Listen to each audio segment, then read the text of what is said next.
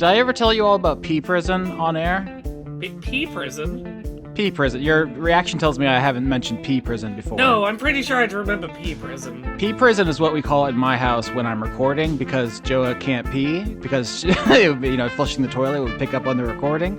So when it's time to record, I have to say to her, "All right, time for P Prison. Get in your cell. I'm gonna lock the door. It's P Prison." No, you've got to go the opposite direction. You've got to pee all the louder and more aggressively.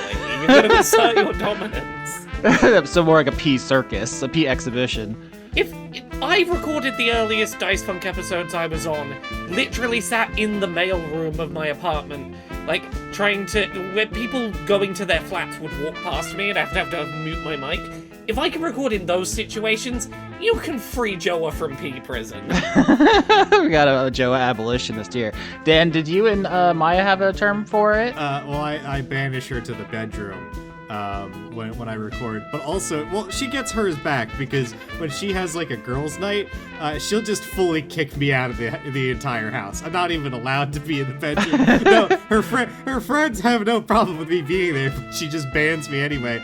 I saw the new Sam Raimi movie because of that, and I texted her afterwards saying, "Okay, I'm coming home now," and she went, "Lol, we haven't even started talking about the thing that we needed to be that we invited them over for, which was planning a trip." Is that the Sam Raimi one that, like, at one point has a woman threaten to cut a man's penis off? Is it that one? Yeah. Well, that could be any of them. But yes. We are here in the final downtime of Season 12. Very excited to get this all worked out. A lot of things to wrap up, a lot of questions. Where we're going to start is Rex Maximus, Timus. I realized you didn't have a last name.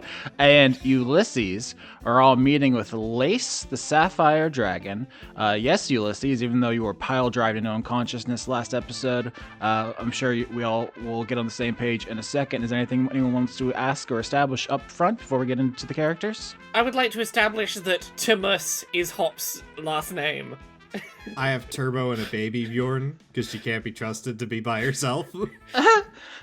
Okay, yeah, I was gonna say about Turbo, because you didn't kill any more Cymbalines, she doesn't, it's not like you're never gonna be able to have a relationship with her because you ruined it, but you did stab her, so she is being quite belligerent. Dan and I are actually planning recording an episode with Joa, which I'm calling Turbo's Big Day Out, where you do some father-daughter bonding activities to see how that all shakes out. I will do my best to embody Turbo, but of course it's a pale imitation of Joa's true chaos monster. So really, what's a stabbing between family? I mean, Rex grew up in the most cursed environment humanly possible, and he turned out fine. Children have really short attention spans and, like, short-term they don't have good memory anyway. Turbo's gonna forget that ever happened pretty soon. And famously, children recover from injuries better than adults. I mean, they run into walls and shit. I mean, I did snap my bones like twigs as a child, but that was probably because I was like little or whatever. And because you're a sort of jellyfish creature wearing human skin. Turbo has a lot of thoughts about a lot of things we can get around to, but Lace has called you all to the Crishal Tarith, the baleful green tower, to address you all. The audience has heard the Dicaprio Devereaux Desdemona episode where we determined what was going to happen with those characters. There was a moment where it looked like they were going to reconcile, but they did have a communication breakdown and start meteor swarming each other. They've been kicked out of the cult. All their deaths are final. You don't know that yet. That's just like a dramatic irony for the audience. As far as you're all aware, you don't know when DiCaprio's coming home, and so you're going to be making some decisions without her.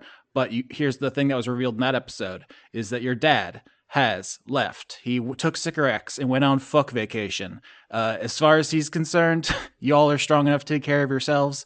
Oh, you want small folk to be real dragons so bad? Well, then Lace is in charge. Idiots, see how that works out.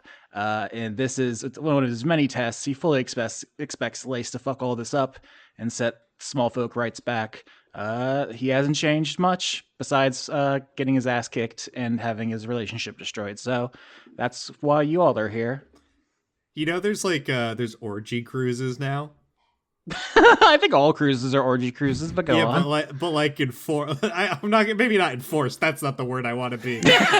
Gunpoint orgy cruises. But like the purposes for like swingers and shit, which I mean, I guess go off kings, queens, and non-binaries, but I feel like it's gonna be sticky.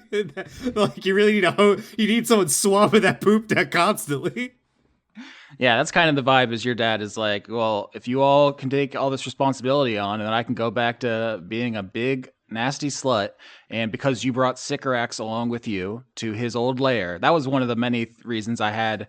It could only be opened by an ancient dragon, is because you had to bring someone, and I was curious if there was going to be someone who betrayed you or someone who was working against your interests or something. But instead, you brought loyal Sycorax, which means she hooked back up with Orlando, and they left. I can't believe that Orlando said, finally, I can retire from being in charge to follow my hobbies, being a nasty whore. I mean, listen, he's a very relatable character. I really put a lot of myself into him. Ulysses, you're here, and between episodes, it's been a bit. A couple of days to recover. You have been, cured mostly of the time slime madness, as has Viola. That got taken care of because you're all high-level magic users, and there are various, spells, including Wish, you could use. But I will say for the rest of Viola and Ulysses' lives, occasionally they do get an acid flashback, which is seeing another timeline and being confused. I assume it's probably at its worst right now, and as you age, it'll lessen, but that's just a fun consequence of your noble sacrifice. Yeah, I like to think Ulysses looks a lot like Laboon from One Piece, where he has a lot of scars on his head now, because he's very used to just walking into walls thinking he's in the non-Euclidean timeline, where he has the non-Euclidean hideout. He's just used to that wall actually being like where the kitchen is, and he just keeps hitting his head on things. And of course, Rex and Dicaprio have to now get used to the fact that every so often Viola will try to fucking tongue fuck Dicaprio on sight. Yeah, you two will be like laying in bed, and she'll turn and look at you and say, "Oh, you're Dicaprio's brother, right? What are you doing here?" Yeah, and that's very awkward. You're sending me back to what it was like to have a dementia-addled grandmother. Wonderful. Just ruffles your hair. How's it going, little guy? is your big sister around? My grandmother once, I will say the benefit of dementia is that they don't remember the things that happen, so when they get angry, it passes relatively quickly. She did once bitch slap me, knock my glasses off, and then grabbed a chair, but she was thankfully 85 and thus could not lift it to swing at me. Yeah, sometimes it is that way. And that's what Turbo is doing to you in every scene, by the way, Rex. Just firing grappling hooks into your back and, biting you, scratching you. She's just a little shit, but she can't really hurt you. It's like when you're throwing things at Superman and he's just like, oh, great, wonderful. There's a great clip. Or not clip, fucking, I'm so brain rotted. A great page from a Superman comic where the Joker is trying to murder Clark Kent, and you just see Clark Kent's internal monologue of being like, if I like roll with it and just let it graze me, is that believable that it didn't kill me? How do I sell this? Just completely nonplussed by what would normally be an instant death shot. Can I get a performance roll from you, Rex, to play along with your daughter as she, of course, sticks blocks of C4 on your back throughout this conversation to blow you up? You're all in Lace's lair. Lace is hoarding spy gadgets. That's what the tower is full of, and their small focus, of course, all the little anthropomorphic dog people we've talked about and then we love so much. But so this lab is full of gizmos and gadgets that Turbo is grabbing and launching at you. Dog people, so this lab is full of labs?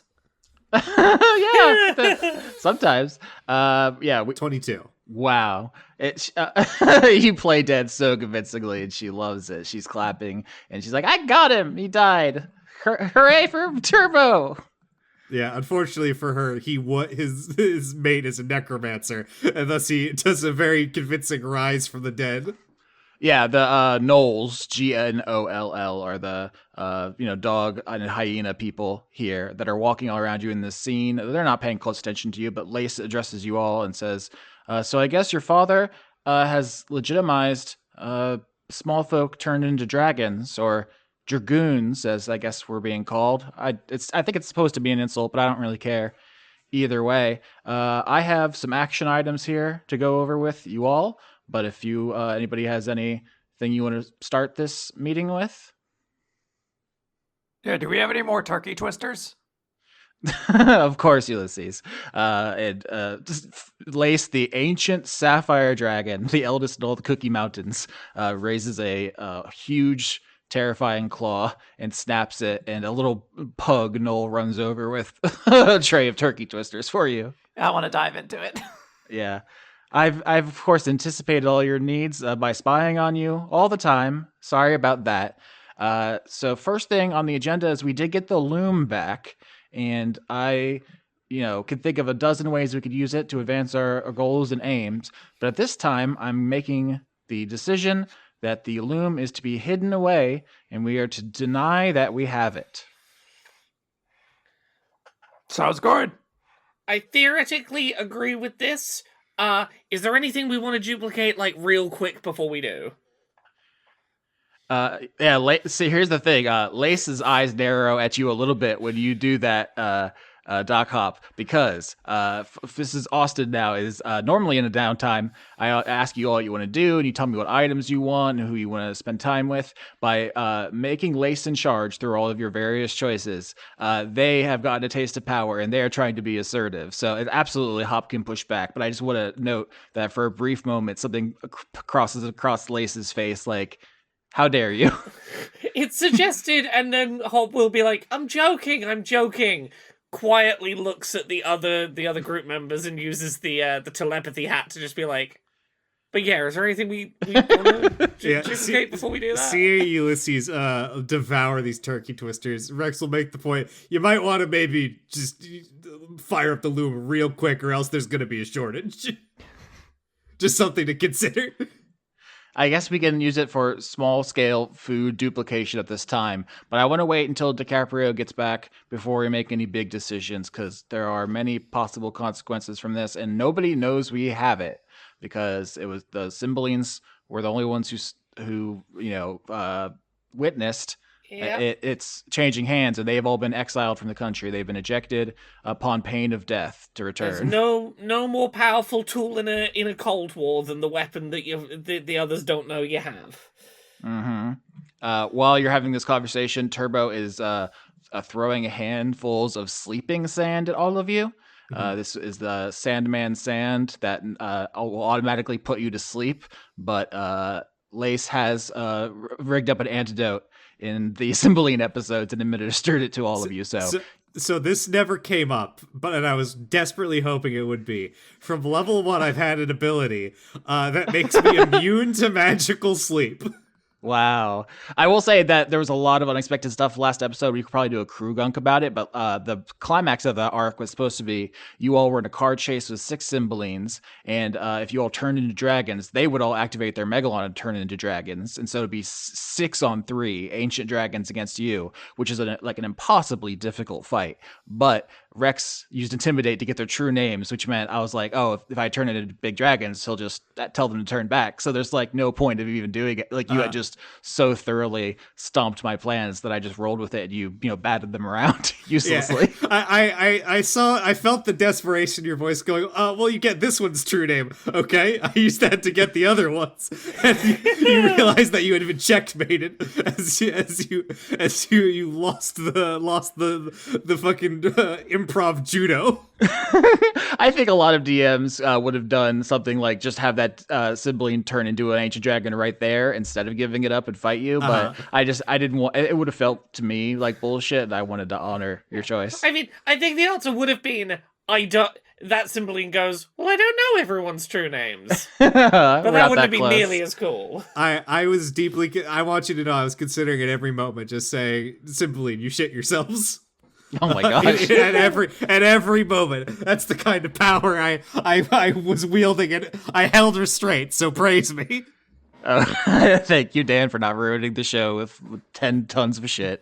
Lace says, so obviously one of our biggest problems is Rosaline, the ancient red dragon, but she has been significantly diminished by losing Orlando as a mate. And frankly, there are hundreds of dragons who think the same things she does about traditional dragon culture. So it's not really a matter of stopping her specifically. Even if she dropped dead tomorrow, our problems wouldn't change that much.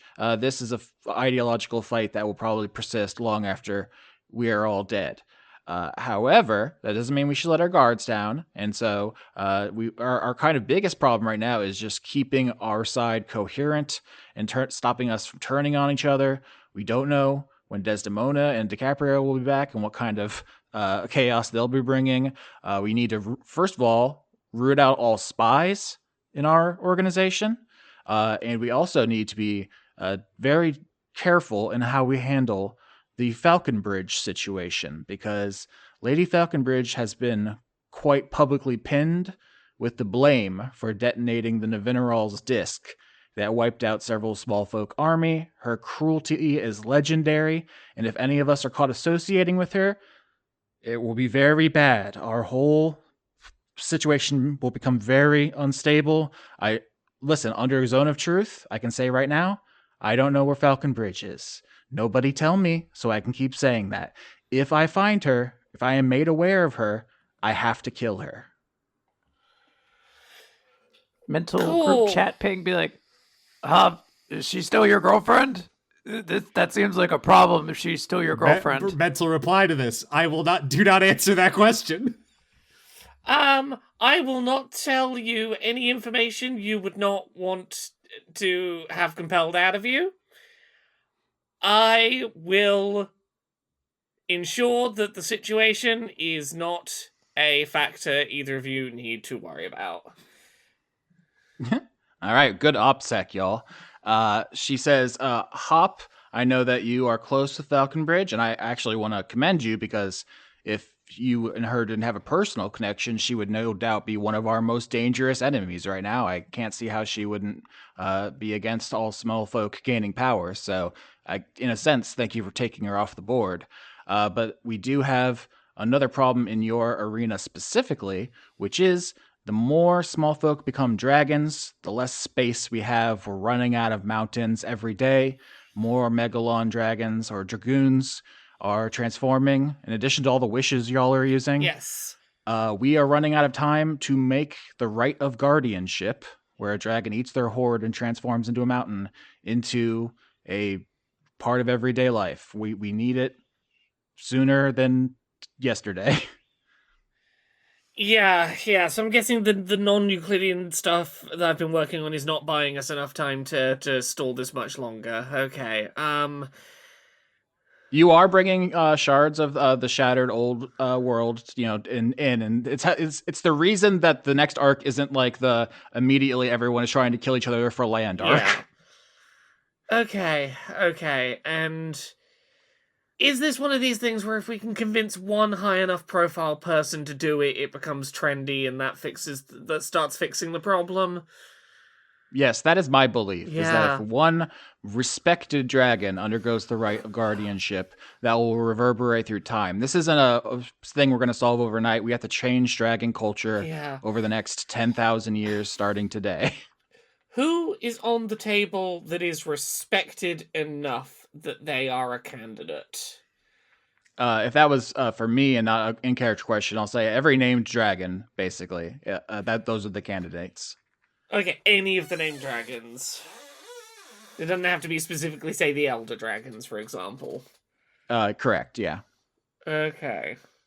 While you're thinking about that, Doc Hop, Lace starts to say there's also an issue of relics, artifacts, Numenon, anything very powerful that could suddenly tip the scales. Like, Rosaline isn't going to just attack us suddenly because she wouldn't do anything that could kill Rex, gesturing towards Rex as a baby repeatedly bites you on the butt. And just says she's not going to she's not going to risk her son getting killed. But if suddenly she comes into possession of the sword of obliteration that instantly kills all our enemies, that's a huge problem. So we do need to locate the Fulgore. Is that a real sword?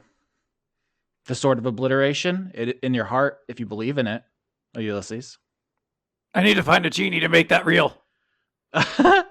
So if you can think of anything else like that, you could see on Lace's face, they almost mention the Aleph because that they are DiCaprio's spy master. They're a lot looped into that situation, but Lace notably does not mention it. Thinking better of reminding you goobers of that particular thing. But I, Austin, am reminding you, the players, about that. And so she says, so there's the Loom, the Right of Guardianship, Falcon Bridge, we got spies. Keep me alive, I guess I'll say. Don't let me be assassinated, because if someone we hate suddenly raises their small folk up into an ancient dragon and tries to replace me, that'll be bad. It's not really, a selfish thing, but try not to get me killed. Fulgor, anything else? I'm mildly cursed. Still don't know by what, but that's really just with me a problem. Can I get an Arcana check from everybody? Because now you've had more time. Arcana. Is this level 1 or 20? 20. Okay. 10. 17. 26. Holy shit. 1726 succeeds. Doc Hop, I think you have a very deep knowledge of small folk culture. And so I think if you look at the little toy monkey that Turbo has, and she used to strike its little toy symbol and curse Rex, you have probably, maybe not even here, like later you go home and look it up in some books and so forth, and you're like, oh, this is a device that is occurred across history in many cultures, and if it rings its instrument 3 times, the target dies. So basically, if Turbo wants to kill her dad at any point, she can. So 3 strikes and you're out. I take it remove curse won't fix this one, huh? Correct. That appears to be unremovable. We could use up another little piece of me trying to wish it away. Yeah, I mean, you absolutely could. I will say Turbo seems really attached to it, and she will take that very personally. Now Rex will be like, well, I guess it's incentive to repair my relationship with my child.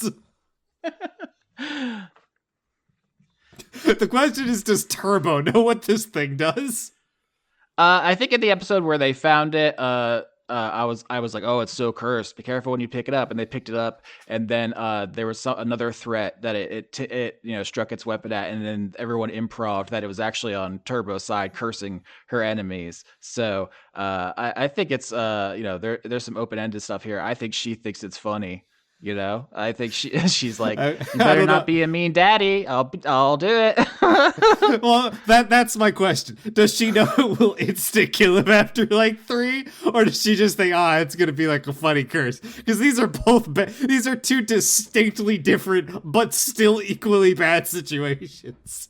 Yeah, I think she doesn't quite grasp the severity of death. I think she thinks it'll be a funny thing. She has like Cymbeline mindset. She thinks it'll be funny, and she doesn't understand that death is like permanent in that way. So, it's not, frankly. But. I guess it's not. Well, we'll see if Rex can pass a fucking vibe check. That's a different question entirely. That is true, yeah. All right. We'll just put that in the back of my mind. Let's see, do you have anything else to discuss with Lace at the moment? Let me look over my notes here. Yeah, this is a good point to flag anything you want to conclude before the end of the season, because the reign of Lace may be the last arc here.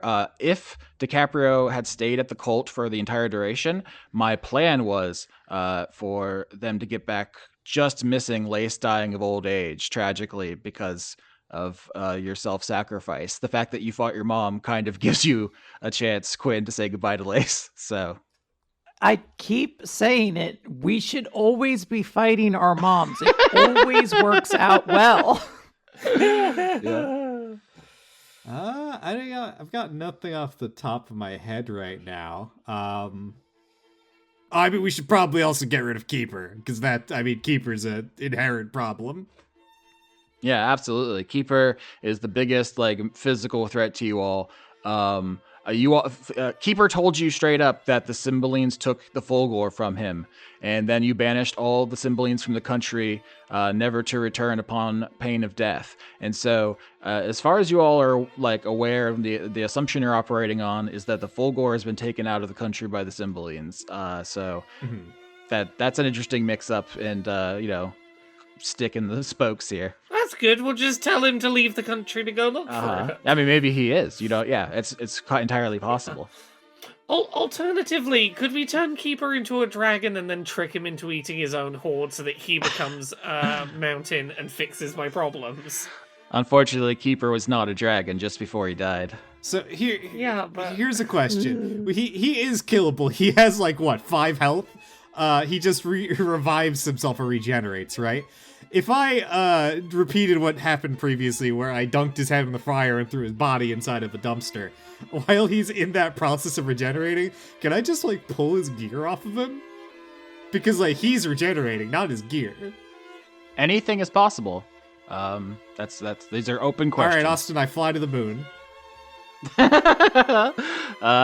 Roll acrobatics to fly to the moon. Okay, that's 1d20 plus 6. Let's see, what do I get here? 25, almost a crit. Holy shit.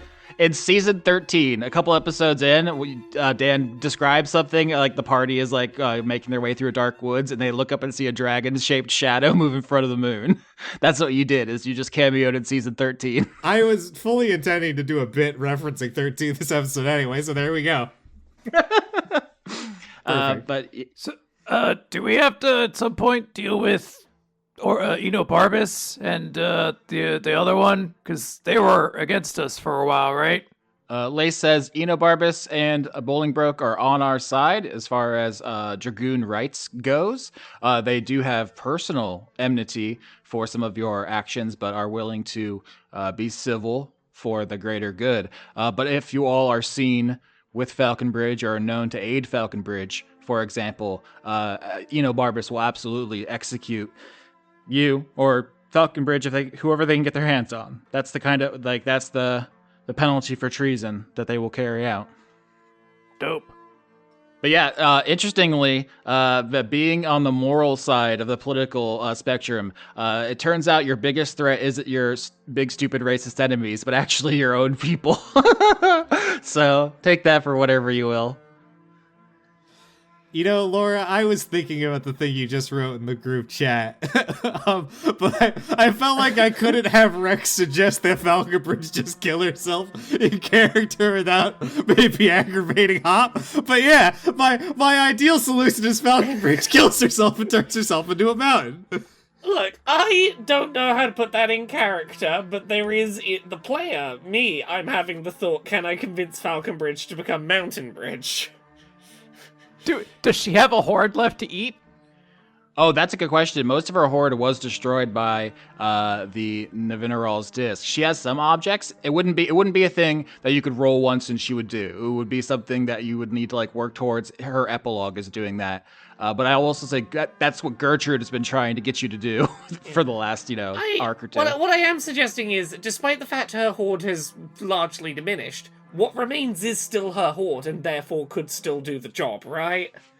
No, I think she would need to gather up a couple more pieces, but it's the start. Yeah, it's a thing where if you could get the wheels rolling now, maybe the season ends with her doing that. Yeah. But if we want to move on, I will say the first scene I have planned after this Lace conversation is a polycule meeting where Dan plays the Slod and Quinn plays Helen the Tabaxi. So if we want to move to polycule zone, that's where we can go.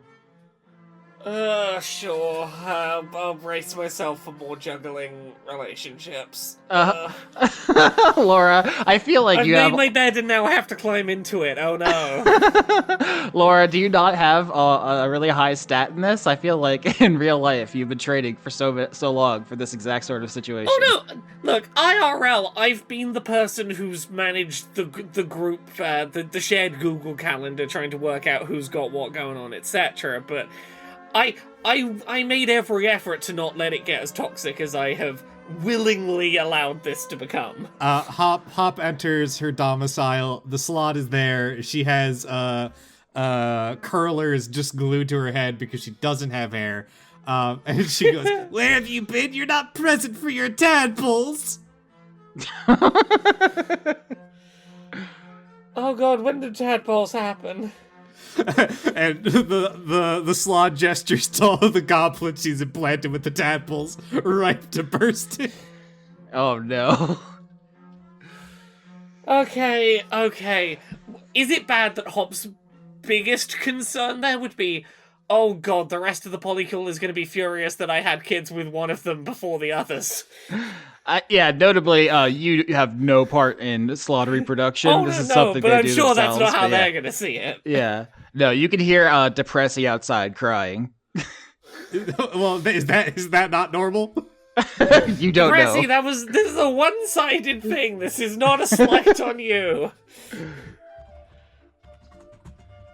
The moment you come inside, I want to scream at you, mostly for food. Wet food! Hop, wet food! There is constantly just like a huge stocked pantry because like I don't know who's gonna be here on any given day. There's food for everyone's needs already over there. I don't want that food. I want different food. Well, there's that. You gotta eat that food before we get different food. I need the food to move in front of me after I sit still for 6 straight months. Okay. Give me a second. I shake the bowl. Ah! I just start diving into it. You can hear in the distance Schmegglesby, the giant blue dragon, flying over, but very slowly. The Cymbalines, led by Turbo, ran her over with a truck or with the Camaro, breaking one of her legs, and so she is quite injured as she's coming over to visit. Okay, everyone, we gotta remember to sort everyone into zones so that, like, I can keep track of who is here today. I'm here, the cat. I'll take off on the calendar who I've seen, and then I'll have a sense of who we've got. We're here as she scoops up the moaning goblins. Oh my god. So that's dark. Yeah, I think you also there's a boiling pot in the corner, which makes itself like known with a whistling scream as Gertrude enters your home. Everyone's just piling in, just being like, "Hop, where were you? Hop, I need you. Hop, you didn't tell me you were gonna be out of the country. Hop, hop, hop, hop, hop." Nah, no wonder the stew tasted like bitch.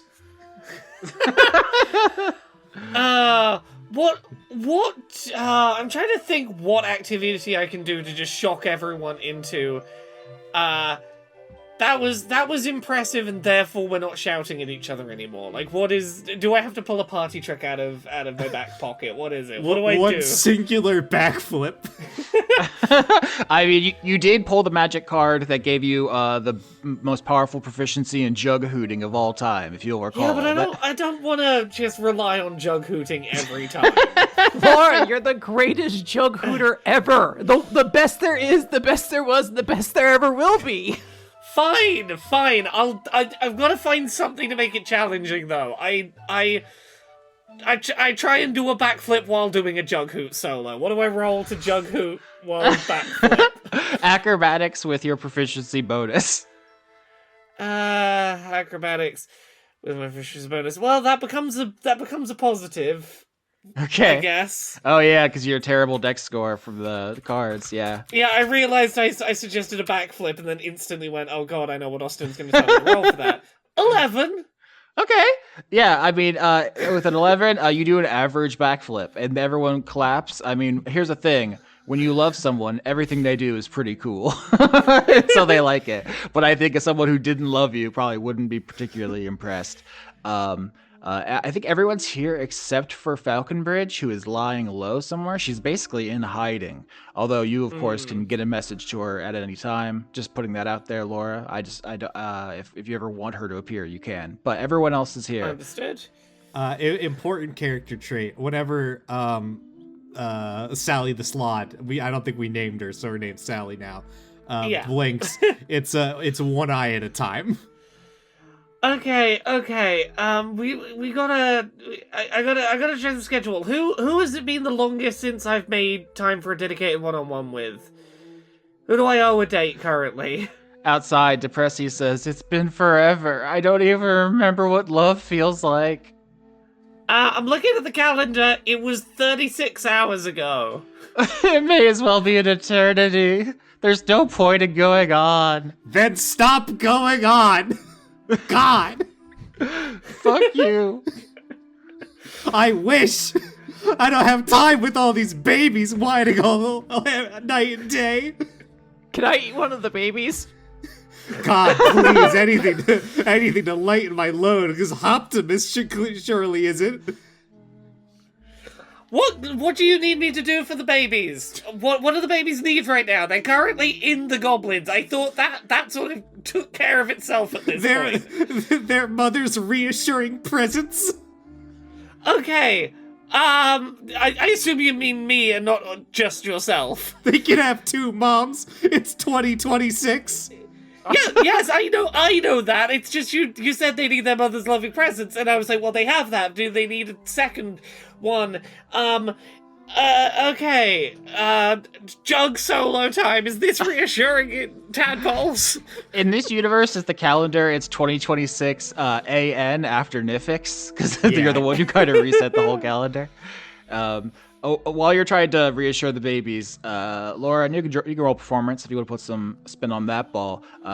Gertrude is hovering over your shoulder, barely substantial, and whispering, "My liege, some of your followers are growing quite old and are going to start asking you to use your wish powers to turn them into dragons. Do not be swayed so easily.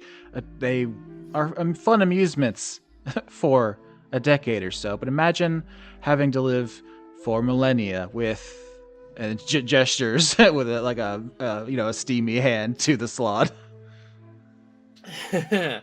That was a 10 for the performance of the jugs.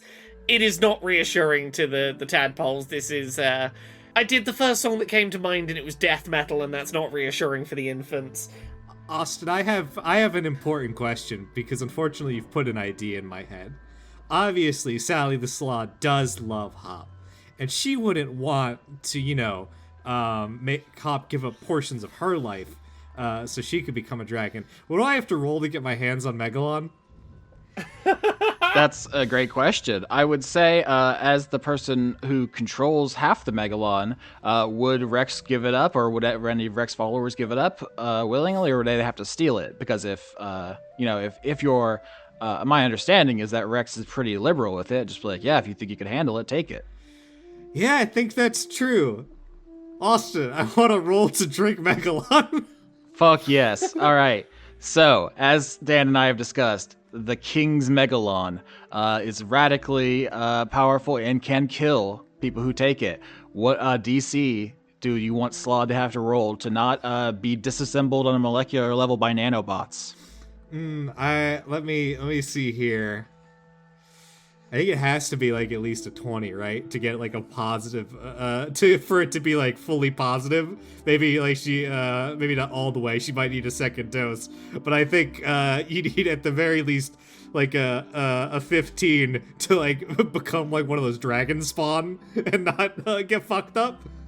Yeah, we discussed that the DC lowers the more you dedicate yourself to like become, preparation for becoming a dragon. But yeah, this Slod I don't think is ever given it much thought. What am I rolling here, Austin?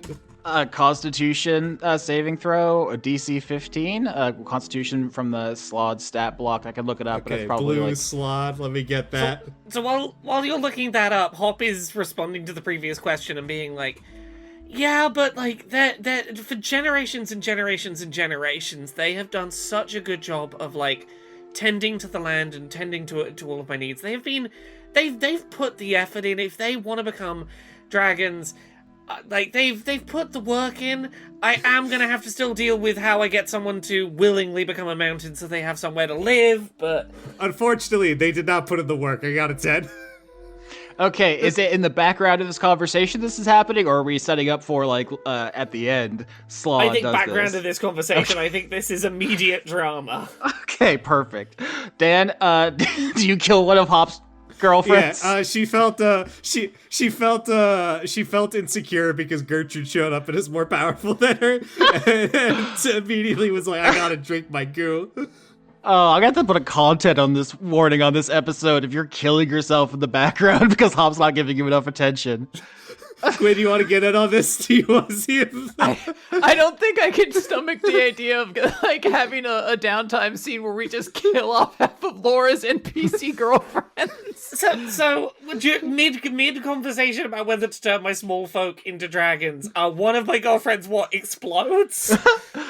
I think so. Here's the thing I'll say is that this final downtime is can take decades. So I think the idea was that it was the rest of Lace's lifespan. So Hop can have as many girlfriends as she wants, right? That there's no upper limit there. But as far as the very unstable slot that was basically only ever a joke, I think this could definitely stand in for some of the people who are not being emotionally fulfilled by all this and do stupid stuff like melt themselves with Megalon. Yeah. I will be honest. I do think if anything's going to be a crystallizing moment for Hop of maybe this relationship is not entirely healthy, it might be one of my girlfriends drank something that made her explode because I wasn't giving enough energy to playing the jugs for the tadpoles. Dan has posted a dragon monster. Do you think the Slaw just half transforms? Isn't a full dragon? It's just like a frog monster? Yeah. So this is the I posted a picture of the blue spawn burrower, which is I guess a canonical dragon spawn that they introduced in 3E and then never touched again. This is a fucked up partial transformation. Okay, so I don't have to put a content warning for you turning into goo, just for you turning into a monster. Fine. Yeah, and she's like, "Am I like Schmegglesby enough for you now, Hop?"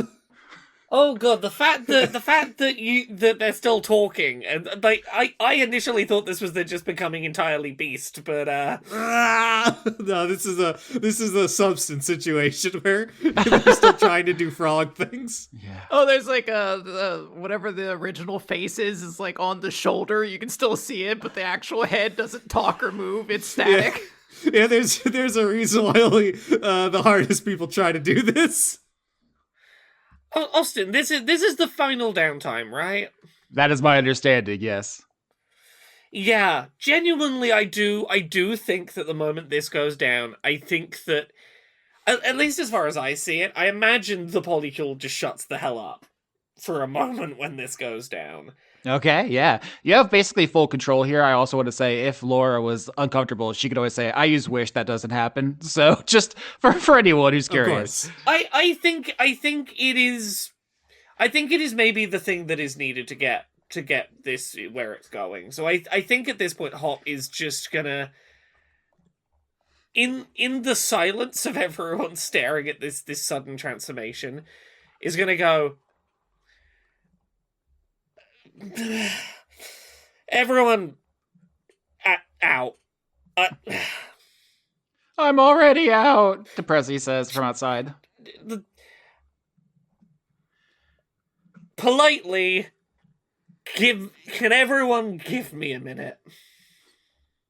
All the characters I control leave. I will leave, but the moment you close the door behind me, I am going to scratch the door to come back in. Quinn, this is the role you were born to play. I scoop up the moaning goblin children and go, that's it, I'm going to go stay with my mother. All right, Doc Hop, you're alone in your house, in the dump, or however you fashioned that. I think Hop is going to try and find a way to sneak out the back. Maybe this is using one of her teleportation or switch between reality spells if needed. Mm-hmm. I think she's going to go and try and talk to her dad. Oh, yeah. So you can eventually find him. Like I said, this is downtime, so however long it takes, you can eventually find him. He's probably chilling in like the happiness biome or something. Wherever, anywhere in our universe you want, Laura, if you have any ideas in particular. He went for the biome where the god had like Vestal prostitutes. I'm sorry about your dad. What do you want me to say? I guess, yeah, if you're looking for advice, he did have the ultimate polycule. This is why I'm heading to find him. Not quite polycule, but They got murdered by other people, so that's a problem. But internally, it seemed to have been working. so yeah, what is Dad up to when I find him? Where is he? Yeah, I mean he's straight up chilling. My question is, do you have an idea of what biome it is? Because I would just if you just ask me, I'm saying, oh, music biome. He's on Molly at a rave with Sycorax. I do think Molly at a rave is maybe the perfect vibe for the conversation that Hop's gonna try and have. So yeah, if he's on Molly at the rave, that works great for this scene, I think. Okay. What's the band? Who's he seen? Well, it's a rave, so it's it's a electronic collective of some sort. Not something you would have heard of. So yeah, once Hop realizes that this is where her dad has ended up, she's gonna find whatever. If it seems obvious he's on drugs, Hop's gonna try and meet him at his level, I think. Okay. Yeah, fuck. Do drugs with your dad. Look, sometimes you gotta do drugs with your dad. It's an outdoor rave in the music biome, so it's like music coming from every direction. So many people all moving as one. It's like outside, so he can be a full dragon. There's obviously indoor raves around here as well, but he's out. He wants to cut loose as his Gila monster self, and he's just moving and grooving. Sycorax is nearby. Yeah, your mom. I don't know how you feel about them getting back together, but she collects emotions, and there's so many powerful emotions here. She's having even better time than he is. Quinn, you can't just put that in the chat and not say it Quinn, out loud. that's an episode title that you're wasting. What are you doing? Say it out loud. I had to find it. Myconid Chemical Romance. That's the band you're listening to. Yeah. Fuck yes. So yeah, Hop's gonna find a moment to go find him where he's not with my mother, and be like, hey, I know we fought last time we saw each other, but hi, not here to fight. Hey, Optimus, how are you? Oh, my teeth hurt. I'm grinding my terrible teeth. It hurts so much. Oh, it's so don't much worry. fun. I brought. Do you want some chewing gum? It'll help. Oh, thank you so much. Yeah, what were we fighting about? So your fucking brother was up to something? Don't even worry. Like, it's in the scale of the universe. Does it even matter? Probably not. He's always up to fucking something. Well, he's a little shit. Oh, well, I've been up to some shit and I need a hand. And I don't often come and ask you for help, but I think you would be the person to ask. Dana says, these teenagers scare the spores out of me. We're just fully riffing it out this episode. Your dad says, well, dragon parenting isn't quite so hands-on, but I know you do love small folk culture, so I believe, as they say, you can tell me anything. Well, you've dated a lot of people, right? Well, dated is, I wouldn't say that. I've had my share of mates, if that's what you mean. You've had your share of mates, not at the same time as each other to my awareness, but you've... I was young once, Optimus. Yeah. Look, I'll be honest, I may have made jokes in the past when you weren't around that your horde was wives. little friendly jokes. I say this, I may have gotten a little too deep in having many women at once in my orbit. It's a great time. You're welcome. You got that from me. It sure fills the emptiness inside, does it not? He says. It sure does. It sure does. It sure does help with the whole feeling insecure and like you're terrible to have lots of like validation. Until you can't be spinning all the plates at once and one of them swallows some goo and becomes sort of beast. Well, a goo situation can get out of hand quite quickly, Optimus. I don't know if we should be talking about that in public, but did you consider having them fight for you? So sort of gladiatorial, maybe a tournament bracket.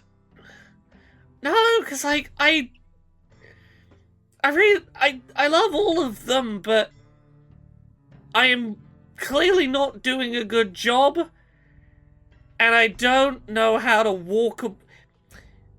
How do I put this? You've had many wives. You've also had to go, this wasn't working, and leave them. I've never had to do that.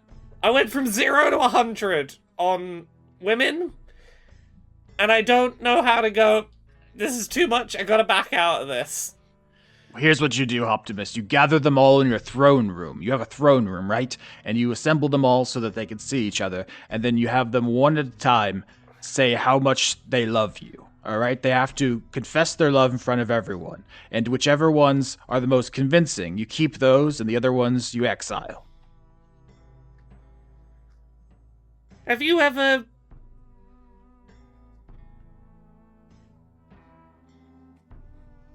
told them that you might be the problem?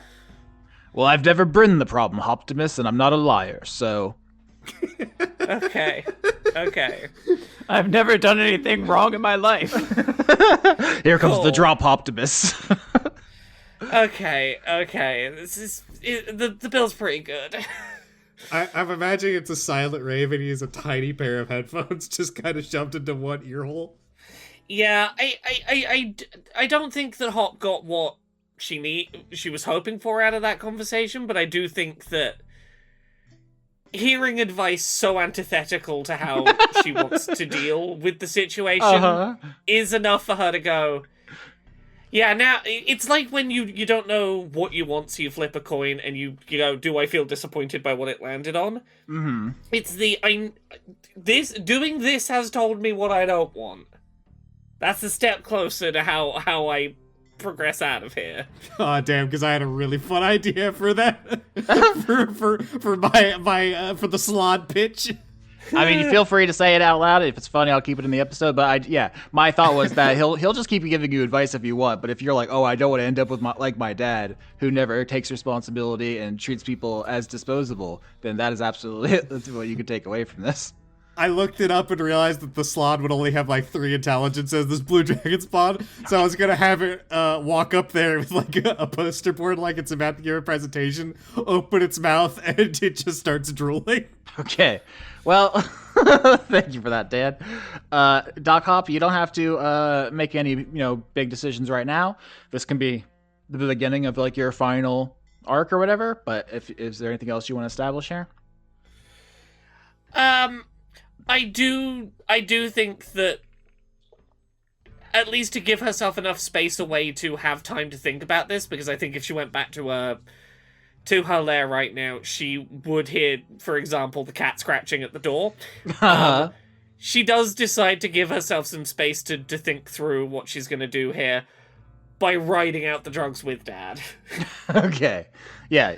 So interestingly, you don't agree with your dad all the time, but you have a somewhat cordial relationship. I think that the way that's developed over the season has been really fun, where basically Dicaprio and your dad were always pretty much on friendly terms, and Rex and him butted head constantly. And with him, he snapped at you a couple times, but you always found your way back to him. I think everyone had like a unique kind of journey. I like that. Because unfortunately Rex was too much like his father, which is a problem. But the way you were too much like him was different from the way Hop was too much like him, which I like. Mm-hmm. All right. So that's that scene. Hop, if you just leave your lair for like, I'm gonna say maybe 20 years, a couple of them will just die of old age. You could avoid this entirely. It's fine. I'll go home, eat the horde, solve all the problems in one go. Won't have to deal with the relationship. Won't have to deal with anything else going on. God, my relationships are so bad, I'm simply going to die instead of confronting the situation. We made Malcolm Bridge happen without her having to do anything. That would be quite an epilogue. If you were just like, fuck all of these people.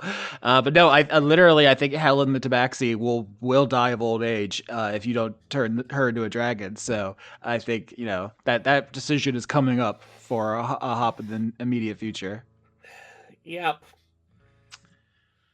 Also, I got a new epic boon. Is this a good time to talk about it? Yes, please. Thank you, Laura. Fucking incredible timing. I got a new epic boon. It is the boon of spell mastery. I can pick a level 1 spell that I already know, and now I can use it out at its lowest level without it costing a spell slot.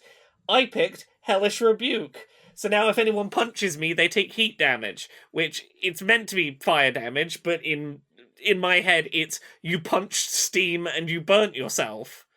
You will automatically burn yourself if you punch the steam. This feels so natural. I can't believe we didn't talk about something like this before, because absolutely perfect for being part Steam. I love that for you as we move into the final arc. Next up, Rex. Obviously, after you learned that one of the Yorks had betrayed you to your dad, you went looking for them, and you couldn't find them at first. But as the months roll on, as you're doing things for Lace and waiting for Dicaprio to come back, you get a message from that York telling you to meet them at the 3D trapezoidal little guy, which I've given up trying to say by its true name. That's what we're all agreeing to call it.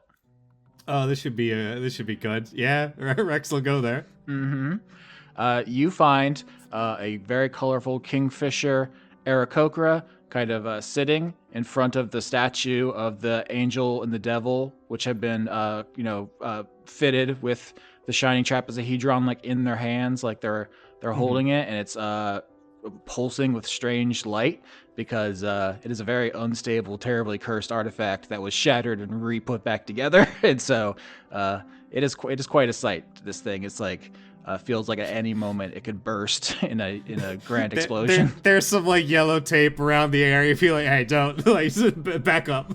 There's a railing because you just know people want to touch it. Yep. And so Lace has ordered you as part of the downtime to root out any spies who might be, infiltrating your organization and so forth. And this is the most prominent aspect of that. York, there are many Yorks. I'm just calling this person York. Is sitting by the statue as you approach. Rex will sit down next to them and say, I once told your father on the day of his ascension that I hoped it would be him to be the one that would kill me.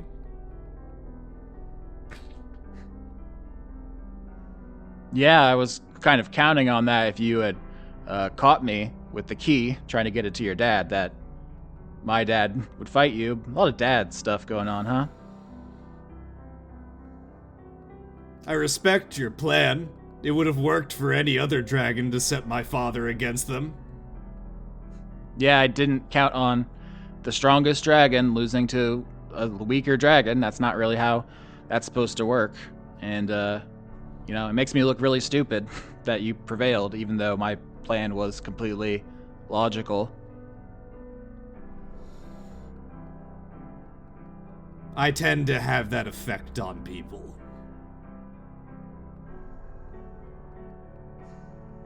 So what now? I mean, I was waiting to see if you would try to draw me out, maybe, capture some of my siblings, torture them or something to make me come out, but you've been pretty chill about it. I figure if you try to kill me here, I can jump into the trapezohedron. They gesture at it, and maybe save myself the bone snapping and so forth. Apparently it's pretty chill inside, or, you don't sense anything. Why would I kill you? You performed an almost perfect plan right under my nose to succeed at exactly what you wanted. I can't blame you for failing to defeat me. I'm me. Yeah, I guess I didn't really factor the I'm me into the equation. It's exponential, the me factor there. But I don't really have any choice. I can't really do anything except apologize. And honestly, if there's magic you could use to check this, I'm not sorry. It was the right move. If you had killed all those Cymbalines to get Turbo back, everyone would think you're a monster who crushes people weaker than them, and they'd be right, and everyone would be scared of us and everything. So I'm not sorry. Well, obviously you can't stay here, because I naturally can no longer trust you. However, your response has assured me of your two options. One, you can obviously go stay with your father. Or two, you can continue down the path you're on. And Rex is going to take out a vial of Megalon. Hell yes. Hell yes. I was hoping that this would be where we're going, because the Yorks have been around you for decades and decades and decades. This presumably a pretty low DC. What are you thinking? I think it's. I mean, yeah, he tried to shoot for the king, so I think if anything, this is the lowest it's gonna be, and he would have absolutely succeeded if he didn't expect Orlando to get backflipped on like that. So like what? 5? What's the lowest? Sure. Yeah, the lowest it can be. All right. I'm going to roll Constitution saving throw as PR York, because we're going to call this York, injects themselves in the neck with the blood. 22. Mr. Crit, too. Yeah. As it starts to do this, Rex will be like, you might want to walk away from the trapezoid. You're going to get bigger, and I don't know if you're really prepared for... Oh, he's already done it.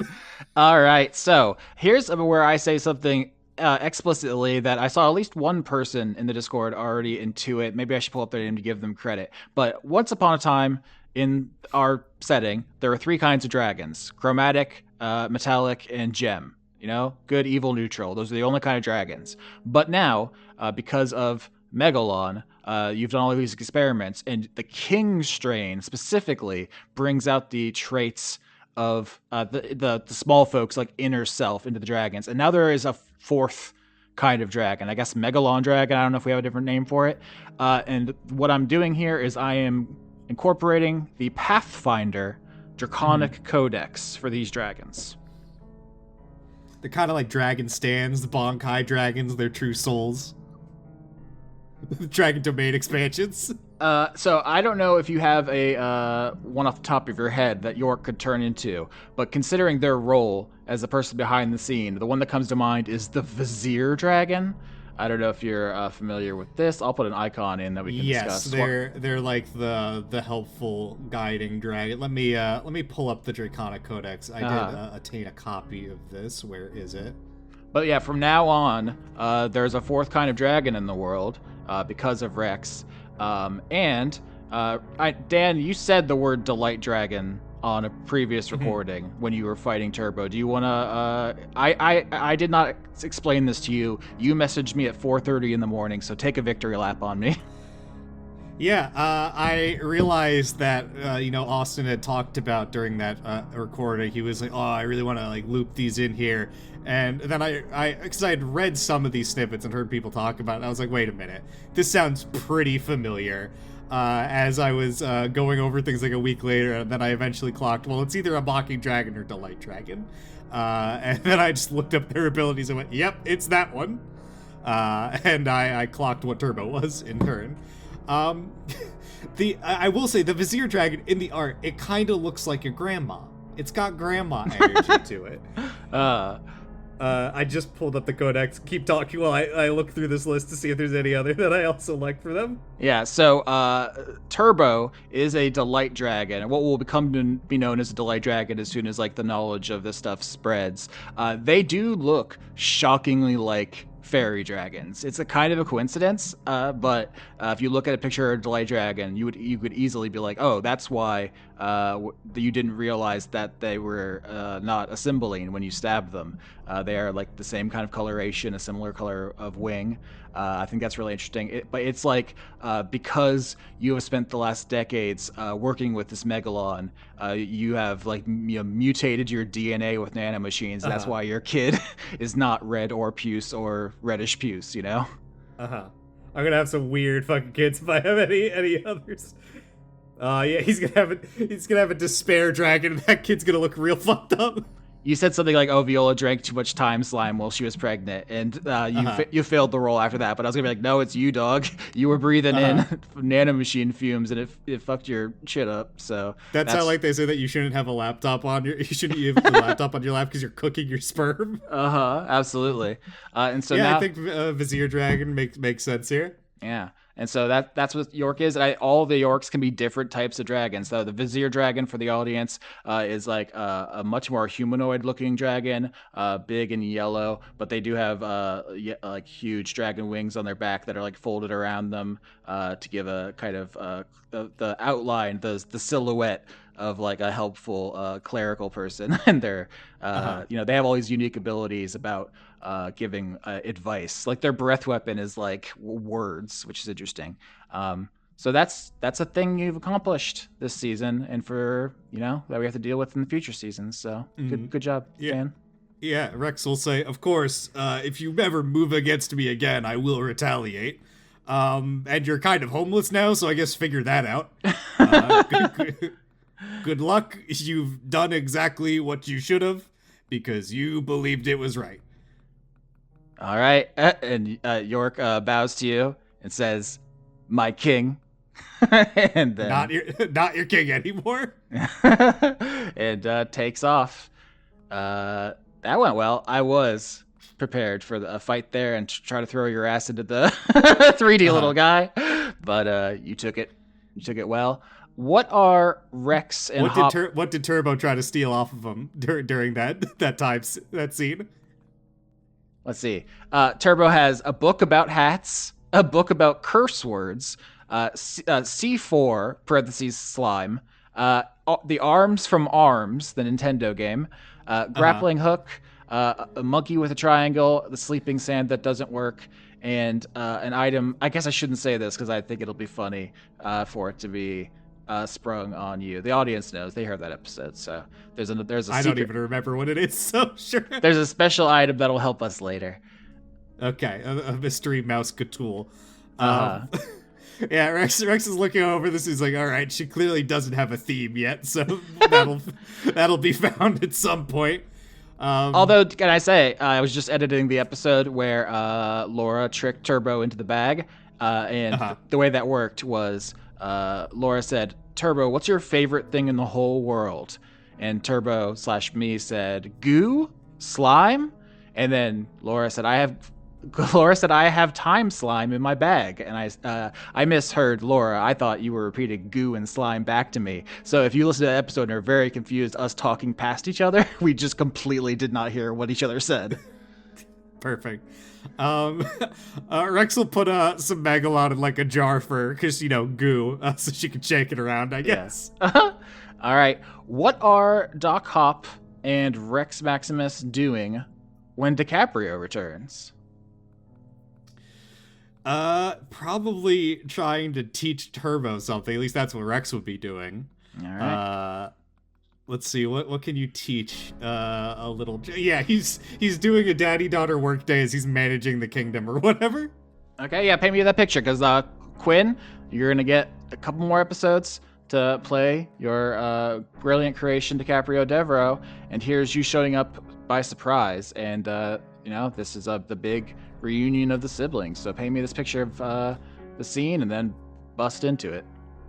Yeah, I don't know if like Hop is just visiting for the day or what have you, but Rex is actually sitting next to his throne and Turbo is on it, and his small folk are doing the scene in The Emperor's New Groove where it's just a lot of people coming up to like complain to the king or to Emperor Cusco. And Yzma's there instead. That's the type of vibe that's going on. He's having Turbo have to like field some of these questions and act as he's acting as an advisor. And of course, if she like says something truly insane, he just like leans down to a Yorkly and goes, "Don't do that. Do this instead." Okay, yeah. Peasants are coming up and they're like, "My lord, my crops are failing. I need your help." And Turbo's like, "Eat your family. Eat your whole family." She's just a weird little freak. Yeah, he's trying to introduce a level of work ethic into her, or maybe an idea of action and consequence, since it seems like the siblings clearly didn't do that. I think Hop has ended up being at that rave for longer than intended, so whatever it is that's brought Hop along today, she is a little hungover from what may have turned into a couple of days, a couple of weeks of partying. Yeah, so I will say we didn't settle on an exact number that Dicaprio was gone, but it was a number of years before she was revived, and then she worked for the cult for a couple of years. So I think easily like 10 years could have passed. Let me double check what time has passed for the various downtimes, because I want this to be like the longest downtime, and then we can kind of live with the number. I think. We did 5 years, 10 years, 20 years, and then that's the last one we did. So I think 40 years is the reign of Lace, and Dicaprio comes back halfway through, so 20 years have passed is where I'm at. I think that makes sense. Yeah, sure. Sounds right. All right. So Doc Hop is in the corner wearing dark shades to try to, keep the world from spinning as Turbo is like, cut their legs off. What was the Cymbalines taught her something about like cutting Keeper into pieces or something. Or like, yeah, you got to cut his Achilles tendon or something, and that's her solution to most of the problems. They asked you about how to ration grain, Turbo. I don't think cutting the legs off is gonna. Well, I guess they would have to eat less. There's a smaller calorie intake then to maintain body weight, so there's some sense there. Not sure in the long run it's the best choice. Legs grow back. They do not. Grappling hook. Turbo shoots a grappling hook at the peasants to try to steal their items. Have you considered grappling hook, peasant? She rolled an 8. It just gets stuck in the wall and she gets dragged away. Kids, am I right? How are your tadpoles doing? Have you gotten that that family court summons yet? I've maybe been running away from my problems a little bit. Don't ask me about it. I have a killer headache. There's a lot going on. Rex will summon the royal physician to see if he can get her, I don't know, like a glass of orange juice.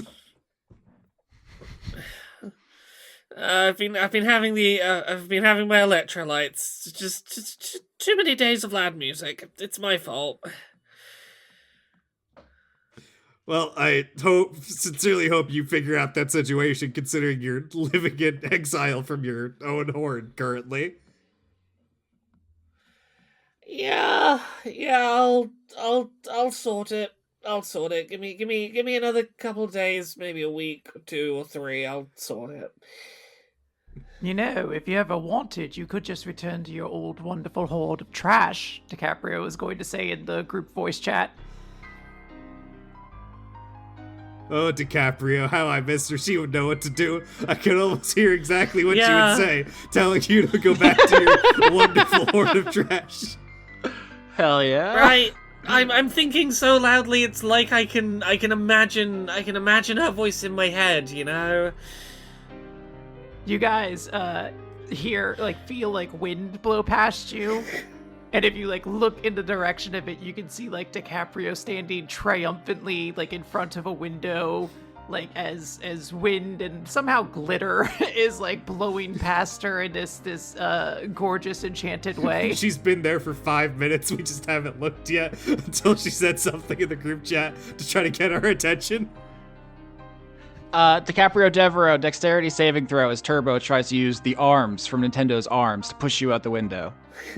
Unfortunately, Austin, that may not work, as I was about to reveal this is actually an illusion of Dicaprio, and she was going to use the time when they were interacting with her to go up and start talking to Turbo. Perfect.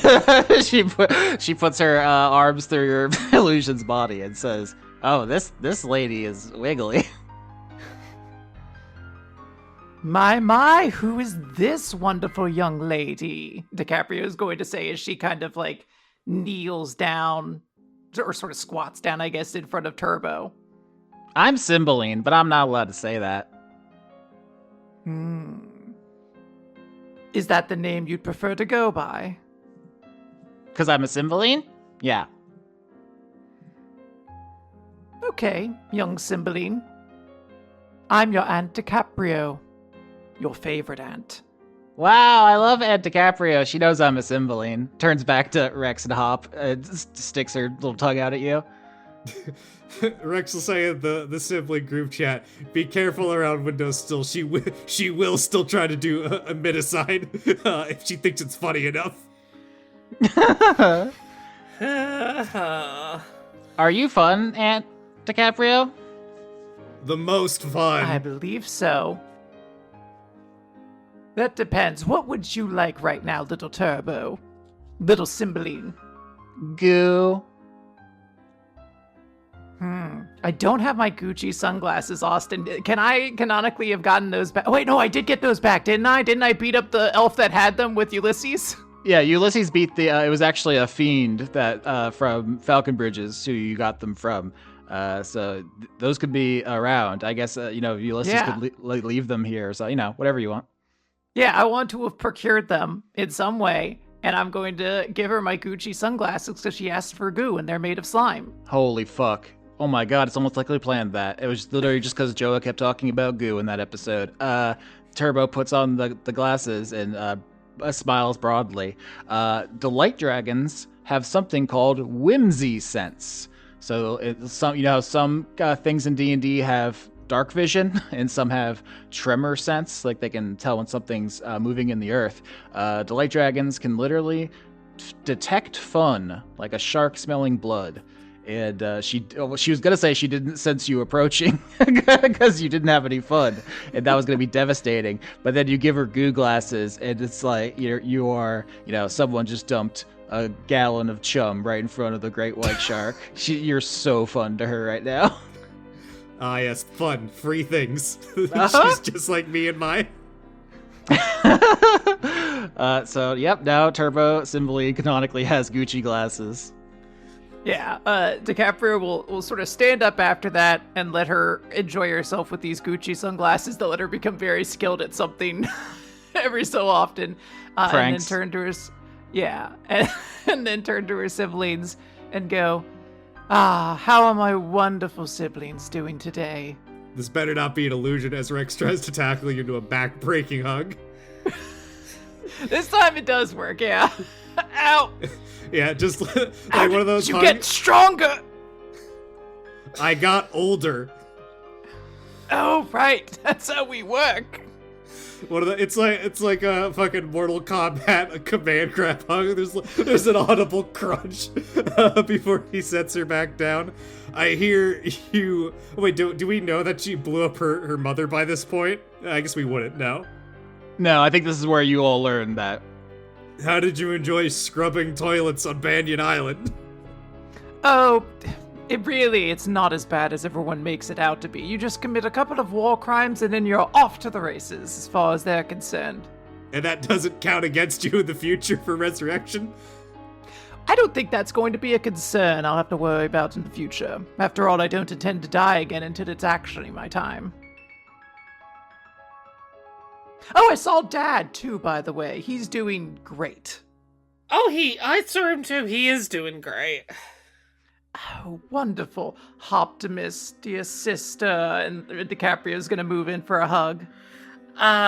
We'll hug back and we'll go, it's good you're back. We need your guiding influence to not make terrible decisions.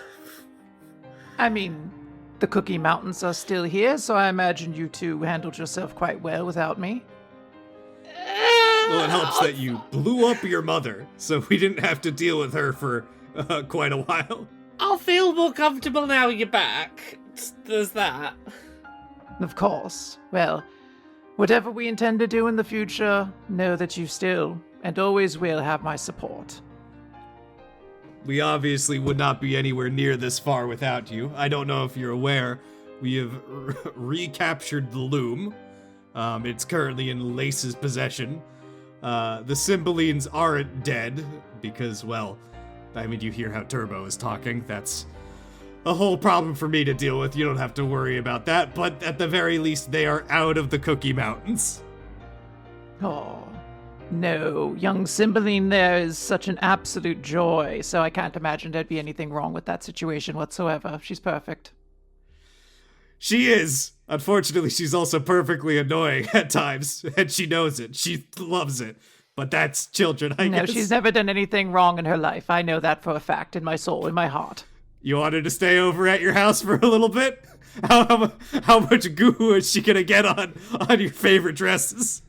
I put a picture of a delight dragon in the Roll20 if you all want to look at it and comment on their remarkable similarity to fairy dragons. But I realized in that fight where you put Turbo in the bag, right before Turbo got put in the bag, you put the loom in the bag. And the bag is also where Hop keeps all of her stuff. So I just realized Turbo was definitely in there copying Hop's stuff and keeping it for herself. So at this point, you see Turbo has 2 copies of the magic staff made with the shards of the beautiful ladder with the image of Dicaprio on top, and she is using it to levitate peasants around. Hey, if you made 2, at least let me have one of them. What do I get for him? A hug? I have enough hugs. I don't know, what do you want for them? Leg. Any leg or my leg? Your leg. That one. No. If it's any leg, I can find you a leg. No, I want your leg. Put the peasants down and we can go to McDullahan's later. I hear they finally rebuilt. If we can work out how to put just one of my legs in the loom and make you an extra of my leg, then sure. See, this is why I'm the favorite aunt. You know, you just give her everything she wants. Yeah, I don't see you removing your leg.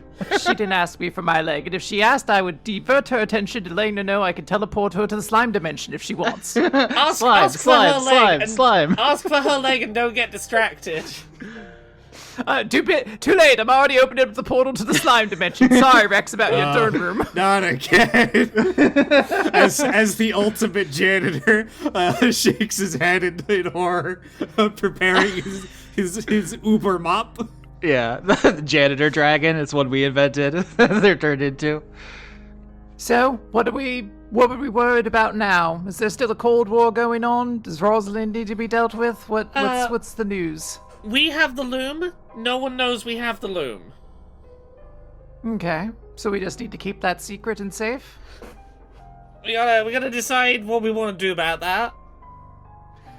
Well, Dad is gone from the mountains, and what I understand, Lace is in control of things now. If they don't have a particularly strong opinion, I suppose it really comes down to us actually confirming whether we want to keep the loom around or not. Do you all think the Gladys Accords keep these mountains safe, or perhaps it's an old relic that needs to go? I think they can keep the mountains safe if we proactively enforce it through duplication. I don't think the sort of passive give up items and then deciding what they do with them is going to work. Because we will slowly just throw out things we consider too dangerous, and dragons who do not want to comply will simply continue to not do that. Beyond that, I'm not so certain how willing Lace actually is to just fold to our whims. Hop made a half-joking suggestion, and she did not seem to enjoy the infringement on her making the calls. Oh, they have power for once in their lives. Let them enjoy themselves. Honestly, maybe, Rex, you should try dying sometime. It really gives you, like, a refreshed orientation on everything. And if you could do so by eating your horde, that would be, like, a great way to do it. Well, about that, Turbo has a magical monkey that if it claps 3 times will instantly kill me, so I've got that hanging over my head. Can you imagine how difficult it is to parent a child who can instantly kill you on a whim? It's not great. If it gets to 2, consider eating the horde. And now you know what Dad felt like. We had to get much older before we could kill Father. Well, the new generation surpasses us all the time, Rex. That's just part of how it works. That's actually a question I was having. Is the Megalon also the reason why Turbo is way stronger than she probably should be for a newborn? Turbo hasn't told you about everything that happened between her being hatched and you meeting her. You don't know why. she seemed so weirdly strong when you met her. Okay. So maybe that'll be something you can get her to divulge at some point. Yeah, Rex is gonna say, all in all, we don't have, a crazy amount of horrific problems at the moment, like we did before. I'm gonna call it a deadcation. Yeah, sure, deadcation. But, I mean, there's still Slaycation? Slaycation, yeah, she was probably slaying. I imagine you did not wear whatever maid uniform they gave you, vis-a-vis the toilet cleaning, so I'm sure you made it work.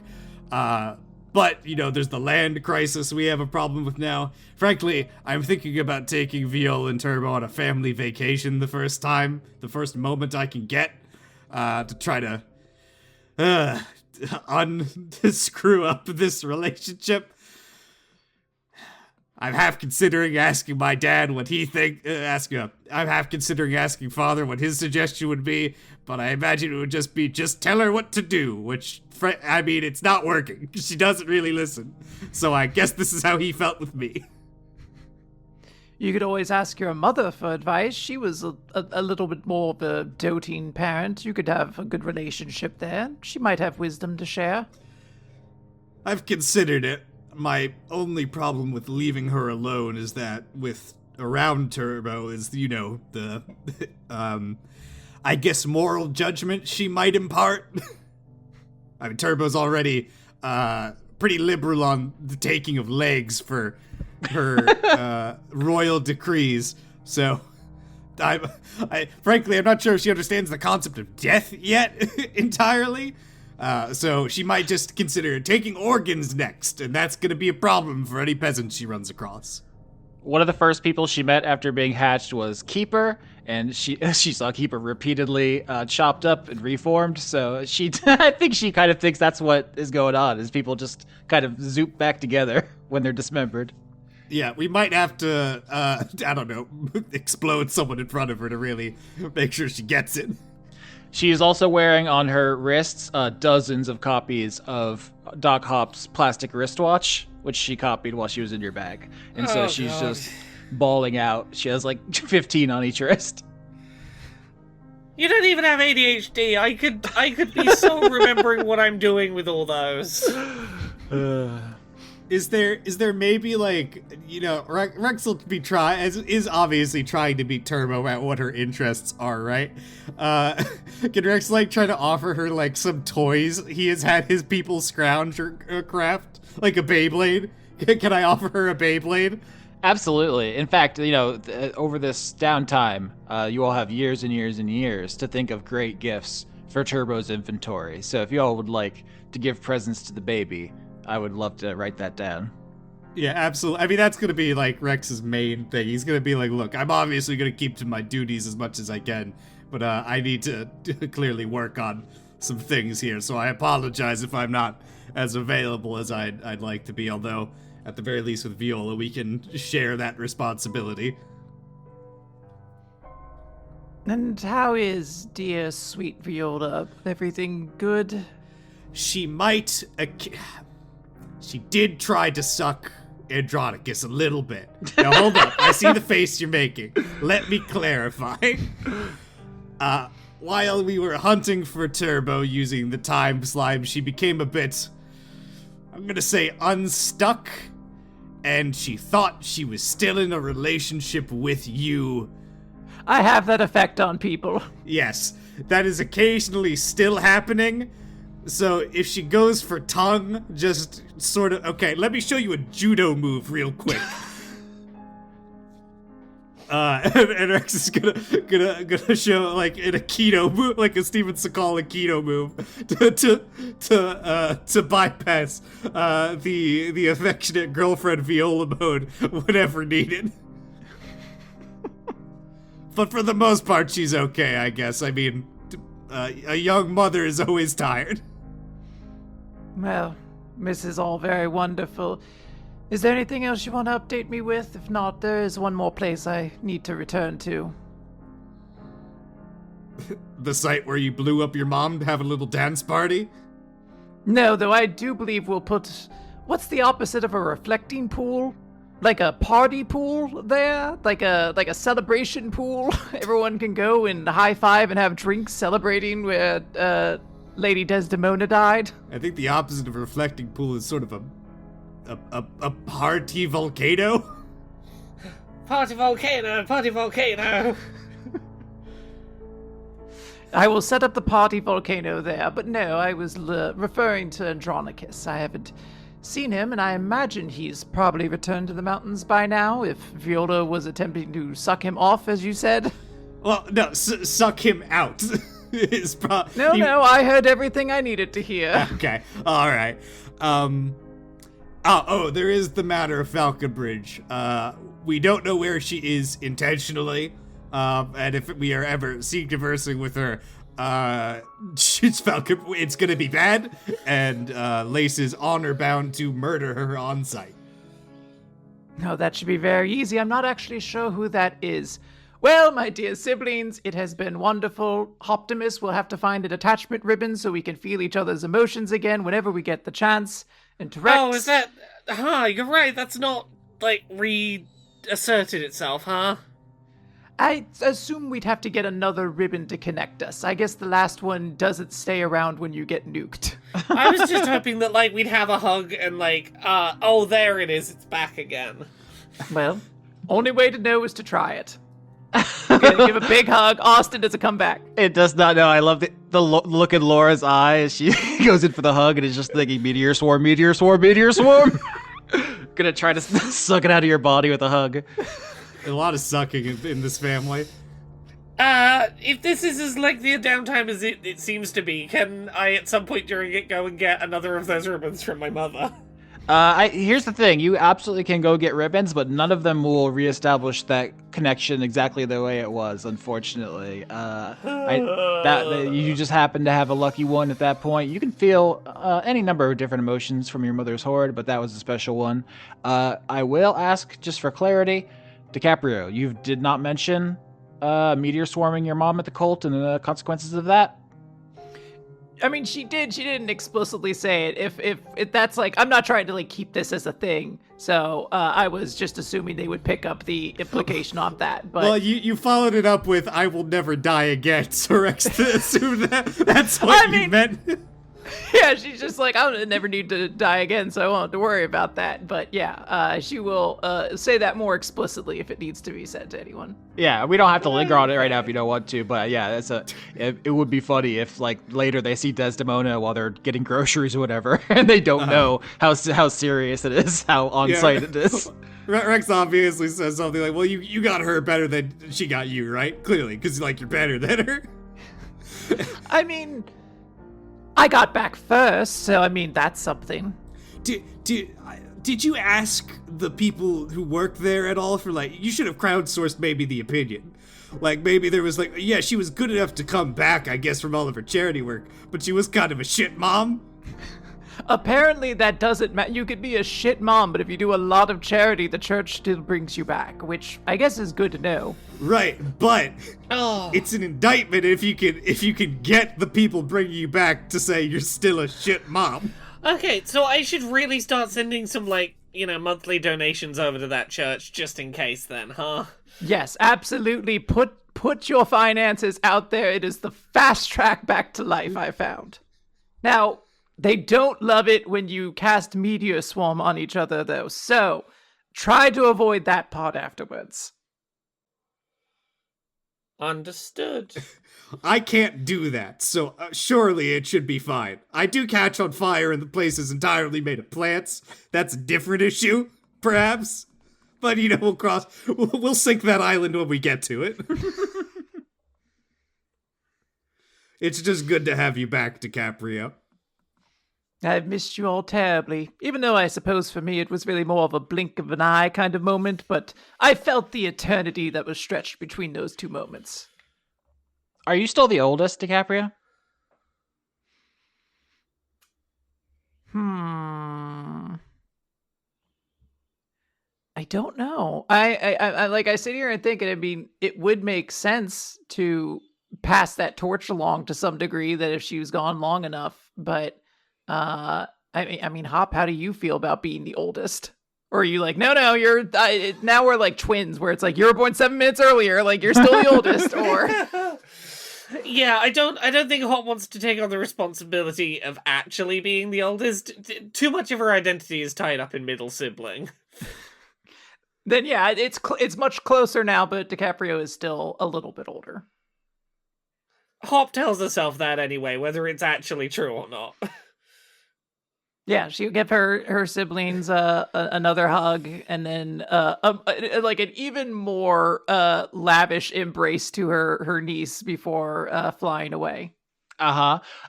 Roll perception. No, insight to see what Turbo takes from your inventory. 4. But I also want to note that even if I had passed, I would have intentionally failed, so she could take whatever she wants. She could do no wrong. That's so sweet. Quinn, what item do you want Turbo to have? You have everything back, I think, except for the quill, and of course, Rex can give that back to you if you want it. Yeah, absolutely. Well, I need to get rid of that because that isn't there anymore, and I need to get rid of this. She can take my landscape. It's done everything it's need to do. She can make a hallucinatory terrain of slime whenever she wants now. And she has a big cape. Kids love capes. Yeah. Kids love capes, Austin. Turbo has now sort of wrapped herself up like a burrito in the cape. Absolutely incredible. Where do you find Andronicus for this final conversation? Hold on, pulling up the list of restaurants so we don't get a repeat. No, hold on. I want it to be a new restaurant. I don't want to name it yet. I want, Andronicus to be working, and then DiCaprio's gonna walk in. She's like, you finally got the pita pit fiend open. I'm so proud of you, darling. He is, stunned. He's in his, non-draconic form to fit in the restaurant in the back there, and drops the tray of pitas, is going to make a huge tray mess. of penis. Tray of pitas, I said. Oh my god. The tray of penises. It's all food made from genitalia. What the fuck is wrong with you all? I didn't even bring up that you drew a fart in my roll 20, and this is how you do me? And an upside down pineapple for all the swingers. All right. Dicaprio, do you want to use any wizardly magic to keep the pitas from hitting the ground? Do I have any magic that can help with that? You're a level 20 wizard. You've got to have something. I'm like an illusionist wizard, though, so they all hit the ground, but I just create an illusion that they didn't. Okay. Like, we'll be having our scene, and in the background, someone will walk past a clean floor but slip on the invisible pita. Perfect. Incredible. Andronicus takes a couple of steps towards you as if to embrace you, seems too shocked, and then says, let's go outside. Fresh air. They've made a big mess. Someone come get this. And he goes outside and turns into the feathered celestial dragon.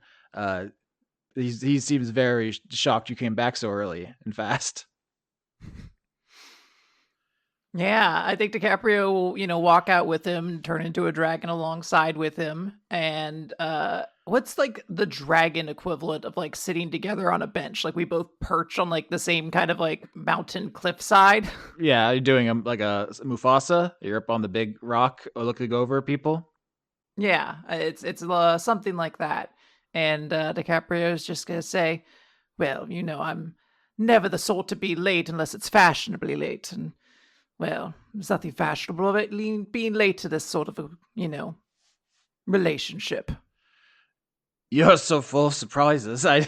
One day you're borrowing all kinds of spell slots from my various pies and treacles, and then you're gone in an explosion, and then you're back in a flash. You can't. I wish. Well, I guess at my old age, it's hard to be surprised. I've almost forgot how it felt.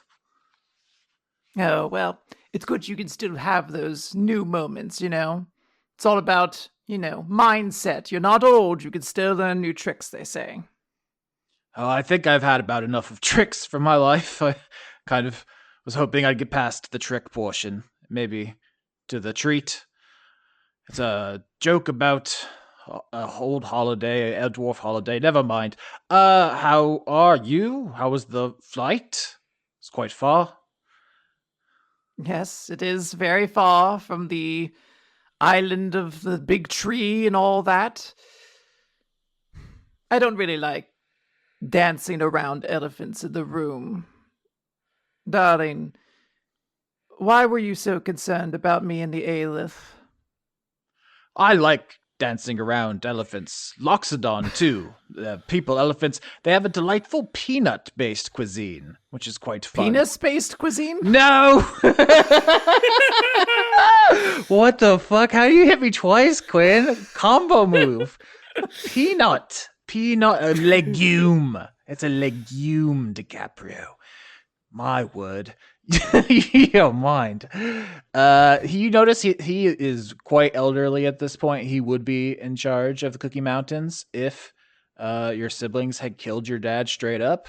Like that, the kind of most likely outcomes of this season are your dad wipes out all the fairy dragons and becomes like dictator, or you waste your dad and Andronicus is in charge. But he is old. His feathers are, not as pristine white as they once was, and he's happy to see you back, but like obviously dreading elements of this conversation. And he says, I just think it would have been easier if you weren't back yet. Oh, and why is that? Is there something you were waiting for? Is it a surprise? Because I do love surprises. Unless it's the sad kind, in which case I don't love those surprises. Yes, back to tricks and treats and surprises in old age. No, Tricks and Treats is the next season, Austin. Yeah, I should have. That's what I should have said. That was a joke about a Dinyas holiday. You wouldn't get it. DiCaprio, I do not want to keep anything from you. You have been very open with me, with your information and your time and your resources, and I want to be honest. But if I tell you, I cannot untell you. I believe this is what the elves call a cognito hazard. I guess maybe Lady Sycorax could come back and rip it out of your head, but it seems like a lot of work. Maybe just we sit this one out and we go back to eating macaroons by firelight and enjoying our time together. I mean, I always enjoy our Thursday nights, but even if you don't intend to, share the location of it with anybody, I know that my mother is aware of a place like that existing, and she will search for it, so you can keep the secret to yourself if you want. I'm more interested in knowing why you felt like you needed to keep it from me. The Aleph isn't just a scrying crystal. It is not just a tool for spycraft. It is the umbilical wound of the universe. It is something we are not meant to experience. My understanding is to look into it will be to change forever. You cannot see everything and remain the same. And I do not wish that for you. I would not have told your siblings while you were gone, because I do not think you would want that for them. It's a kind of death, I believe. It's like looking at Live Leak in the 8th grade. You come out changed. I believe you would use it for good. I do not know all of the machinations Lace is up to. I'm sure you would help a lot of people with it, but you would not be Dicaprio Devereaux anymore if you used it. Would that be so bad to not be Dicaprio Devereaux anymore? Yes, of course. Where do you get this self-loathing from? You're a beautiful, powerful dragon, beloved and respected. It's very successful. Your protege is the ruler of all dragons. What else would you want? To like looking around. Yeah, Good mom. Yeah, well, I got it from my mother, and when I showed her those memories, she told me to suck it up and stop complaining. So. Who cares what she thinks? Why do you want to impress someone you don't respect? I don't want to impress her so much as I want her dying before me, looking up at me and realizing she was wrong in every moment. Like, I want her last words to be like, oh, I was so wrong, and now I'm dead and ugly, and then she dies. Something like that. Well, if you could see all of creation, you probably could accomplish that. But I No, don't... it wouldn't be satisfying to do it that way. I must crush her under my heel myself. Why I said I wish that you weren't back yet is because the window to encounter the Aleph is closing in a couple years. Even if you came back, even if I told you, you would no longer be able to act on the information, so I was hoping time would make the choice for me. Do you trust me, Andronicus? There's a long pause. I'm saying that because to leave a long pause in a podcast, not great listening experience. Yeah. But I think eventually he says, I do. I think even if you betrayed me in some way, I've gotten more than enough from this relationship for it to be worth it, and I'm sure you have your reasons. So I don't think that I distrust you in any way that matters at this point. Have you considered I could just lock in and like look at it though? When he says that, Dicaprio is going to reach her claws up and sort of pinch them up by his head and pull out a memory strand. The memory strand being his knowledge of the Aleph. And once she's pulled it out, she's just going to kind of crush it in her hand and then like open it up and let sort of like the glittery fragments of it kind of blow off into the wind.